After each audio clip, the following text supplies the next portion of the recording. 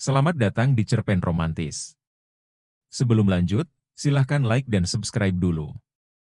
Membalas penghinaan suamiku, bab 11. Sepertinya Dimas tidak peduli pada tatapan nanar yang dilayangkan para karyawan. Pria itu tetap membukakan pintu dan memaksa aku masuk ke mobil. Dan herannya, aku tidak bisa menolak. Sesaat setelah aku duduk, pria itu langsung mengambil tempat di bangku kemudi. Ketika Dimas sudah mulai melajukan mobil, tanpa sengaja aku melihat Citra dari kaca spion. Wajah Citra tampak tidak suka melihatku. Jadi, apa yang mau kamu tanyakan padaku? Pertanyaan Dimas membuat netra mataku fokus melihatnya. Dimas bicara tapi pandangannya lurus ke depan. Apa kamu sudah berkeluarga? Dimas melirikku sekilas. Maksudku, usia kamu sudah matang, aku pikir kamu sudah pantas menikah. Usia tidak bisa dijadikan patokan, dan tidak ada batas usia dalam pernikahan.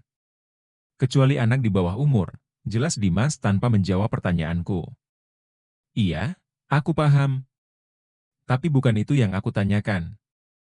Aku bergumam, tapi disambut tawa olehnya. Telinganya tajam sekali, hingga bisa mendengar suara lirihku.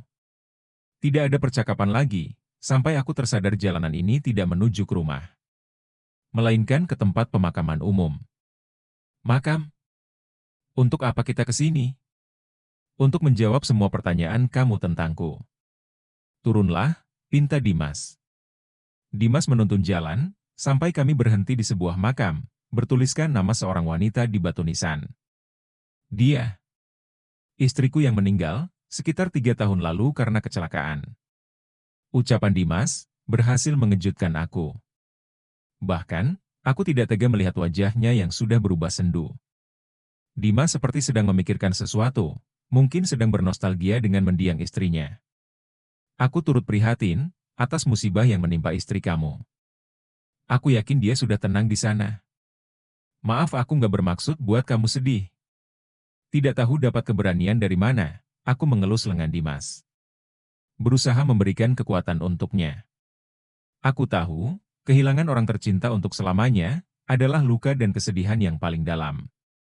Dimas hanya dia melihatku beberapa saat.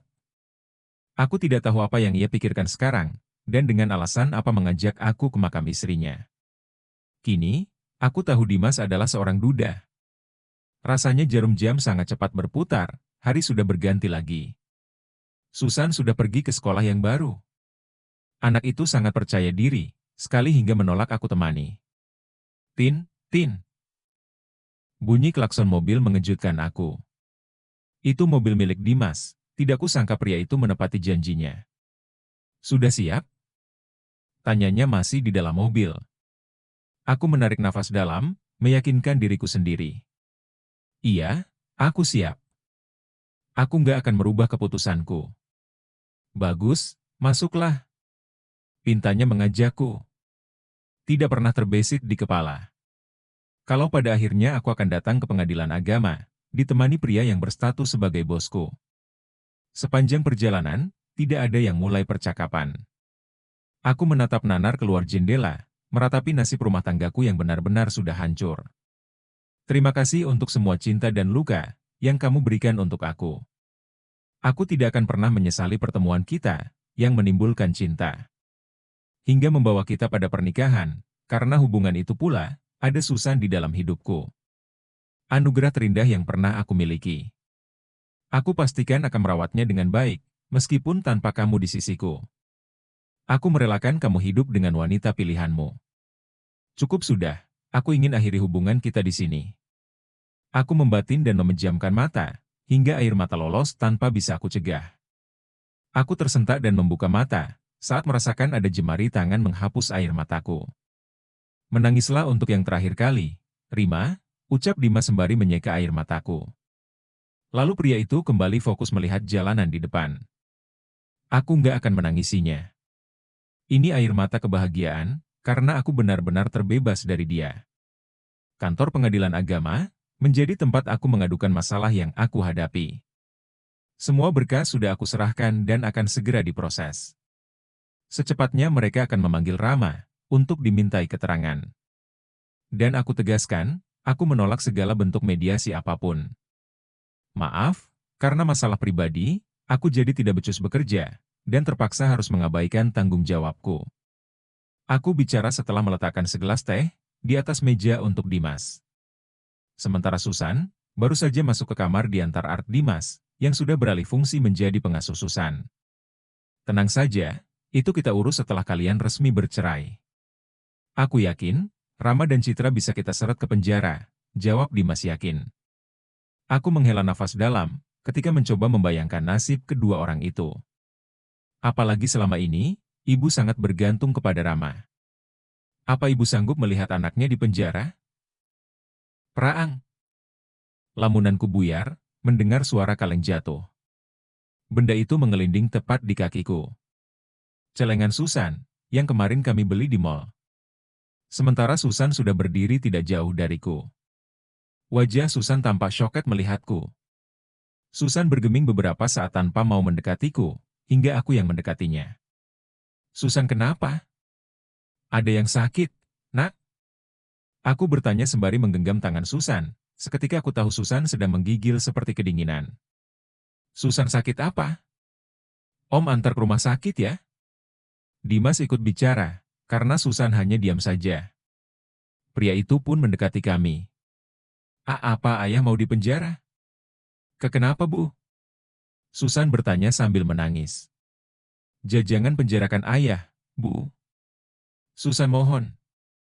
Aku terkesiap, mendengar pertanyaan dan permintaan Susan. Harusnya aku tidak ceroboh, membicarakan tentang Rama, agar Susan tidak mendengar semuanya. Aku berlutut dan memeluk Susan. Tenang ya, nak. Susan jangan pikirkan itu. Gak mau. Susan gak mau ayah di penjara. Pokoknya ibu harus janji, gak boleh penjarakan ayah. Gak apa-apa kita gak tinggal satu rumah sama ayah. Tapi, jangan penjarakan ayah. Susan semakin histeris, tangisannya terdengar pilu. Aku bingung harus menjawab apa. Aku tahu, Susan pasti tidak tega melihat ayahnya di penjara. Tapi, aku juga tidak bisa berjanji padanya. Sebab, pria itu sudah merugikan perusahaan milik orang lain. Dan keputusan ada di tangan Dimas. Ibu kenapa diam aja? Susan menguar pelukan kami, wajahnya merah dan dibasahi air mata. Sungguh, aku tidak tega melihatnya seperti ini. Tapi, mana mungkin aku menjelaskan padanya? Om. Susan beralih melihat Dimas, mendongak dan memegang tangan Dimas. Perhatian Dimas juga tertuju padanya. Om, jangan penjarakan ayahku. Aku nggak mau ayah di penjara. Tolong, Om. Susan terseduh menangis. Aku tidak enak hati melihat Dimas, pria itu bergantian melihat aku dan Susan. Untuk beberapa detik, Dimas bergeming menatapku. Aku menggelengkan kepala, memberi kode kalau Dimas tidak harus menuruti kemauan Susan. Dimas membelai halus rambut Susan, lalu ikut berlutut dan menghapus air mata Susan. Iya. Om janji nggak akan masukin ayah kamu ke penjara. Jawaban Dimas membuat aku heran menatapnya.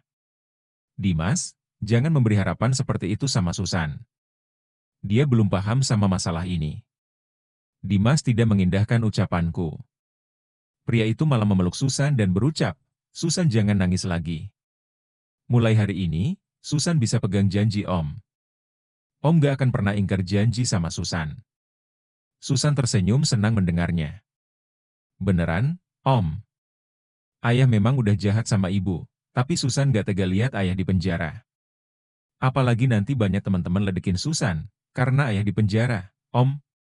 Susan sepolos itu dan aku tidak menyalahkan dirinya. Tapi, aku menyayangkan keputusan Dimas. Yang lebih parah lagi, sebagai seorang ibu, aku tidak bisa berbuat apa-apa untuk Susan. Hingga gadis kecil itu meminta pada orang lain, yang merupakan atasanku. Orang yang seharusnya memenjarakan ayah Susan. Maaf, Dimas. Kamu harus masuk ke dalam masalah rumah tanggaku. Aku tahu, kamu pasti berat mengambil keputusan untuk tidak memenjarakan Rama. Aku memecah keheningan ketika kami berjalan menuju mobil Dimas yang terparkir di halaman rumah. Tidak apa, Perasaan dan kebahagiaan putrimu lebih penting dari perasaanku. Susan belum tahu apa yang terjadi di sekelilingnya, terutama dengan kedua orang tuanya. Perceraian ibu dan ayahnya saja bisa merusak mentalnya. Bayangkan seperti apa hancurnya Susan melihat ayahnya di penjara juga. Cepat atau lambat Susan akan tahu. Dan aku akan memberinya pengertian. Tidak apa kalau kamu menyeret Rama ke penjara, dia sudah merugikan perusahaan kamu. Rama dan Citra bisa besar kepala kalau kamu tetap membiarkan mereka berkeliaran di perusahaan. Dimas menghadang jalanku, hingga aku berhenti dan kami saling berhadapan. Aku tidak tahu mengapa Dimas masih bisa tersenyum, padahal aku bicara serius. Sepertinya kamu yang paling tidak sabar melihat mereka di penjara. Canda Dimas, bicaranya enteng sekali.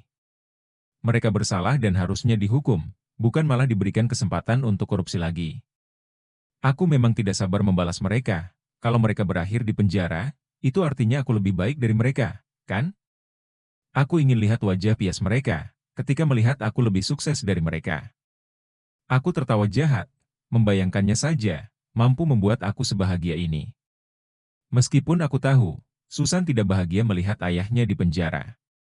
Siapa yang mau memberi mereka kesempatan? Aku sudah pikirkan semuanya. Besok mereka akan dipecat dengan tidak hormat.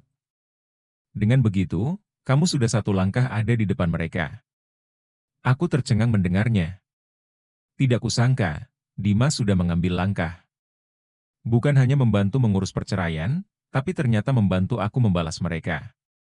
Dan benar saja, saat aku tiba di kantor, terdengar bisikan-bisikan dari beberapa karyawan. Pagi ini seperti mencekam dari biasanya. Aku yang memang belum menyesuaikan diri di kantor, memilih diam dan tidak ikut menimbrung obrolan mereka. Hingga desas-desus itu lenyap dengan sendirinya. Dan aku tahu, mereka diam, karena orang yang dibicarakan sudah menampakkan diri. Citra dan Rama mendekatiku, ketika aku hampir menekan tombol lift. Rima, kita harus bicara, ucap Citra tanpa basa-basi. Wajahnya tampak serius sekali. Sedangkan Bang Rama hanya diam menelisik penampilanku. Aku tidak tahu apa yang ada di pikirannya. Tapi dari matanya, aku tahu suamiku itu terpesona padaku. Sengaja aku mengibaskan rambutku, lalu kembali bertanya. Mau bicara apa lagi? Apa yang tadi aku dengar itu benar? Apa kami berdua akan dipecat? Wajah Citra semakin mengetat, seperti orang ketakutan. Aku bergidik bahu.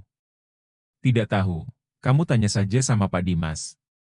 Citra berdecak kesal. Kamu kan kaki tangannya Pak Dimas. Kamu pasti tahu, apa yang aku tidak tahu di kantor ini. Cepat katakan, apa benar kami mau dipecat? Menurutmu, apa Pak Dimas mau membiarkan tikus seperti kalian berkeliaran di sini? Sudah untung masih dipecat nggak di penjara. Aku tersenyum melihat ekspresi wajah Citra, yang tampak semakin kesal. Kenapa? Kamu takut nggak punya uang, untuk menyogok ibunya Rama ya? Rima, jangan bawa-bawa masalah itu di kantor. Aku nggak mau, semakin menambah masalah dan beban. Rama akhirnya ikut bicara, mata pria itu tampak sayu melihatku. Takut menambah masalah, atau kamu takut semakin malu? Kalau semua orang yang ada di sini tahu apa hubungan kita? Kamu takut mereka mencemooh kalian? Karena sudah selingkuh di belakangku, kan? Aku bersedekap dada di hadapan Rama dan Citra. Itu bukan bebanku, tapi beban yang kalian ciptakan untuk diri kalian sendiri. Dan, ya, aku sudah melayangkan gugatan ke pengadilan. Aku harap kamu tidak membuang waktu percuma untuk mempersulit perceraian kita. Aku menunjuk dada Rama. Pria itu tampak terkejut mendengar ucapanku. Bersambung.